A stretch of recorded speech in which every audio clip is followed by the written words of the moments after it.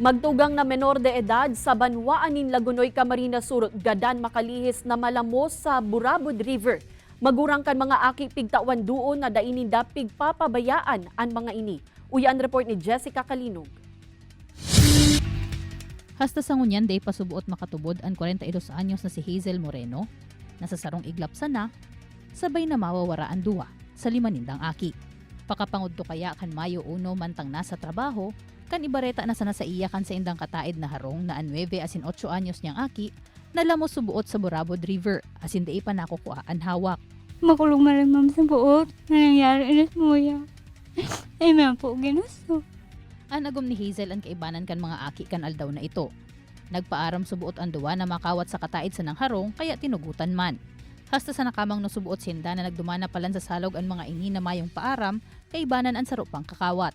Dahil may man po ma'am pabayaan ta. Isa man po magurang nga pabayaan ang ate.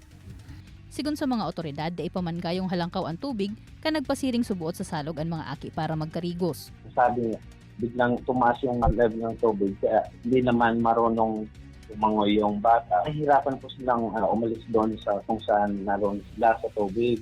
Pero yung isa, bago pa man naka na po siya sa gilid. Pero yung dalawa, yung magkapatid, yun yung nalula. Nagpagirumduman ang mga otoridad sa mga magurang na mahigot na bantayan ang sa indang mga aki, purog na ang mga menor de edad. Asin pirming aramon kung masain ang mga ini, ganing maibitaran na mautropa ang mga arog kaining pangyayari. Kaibanan si Gerald Gandia, Jessica Kalinog, Balitang Bicolandia.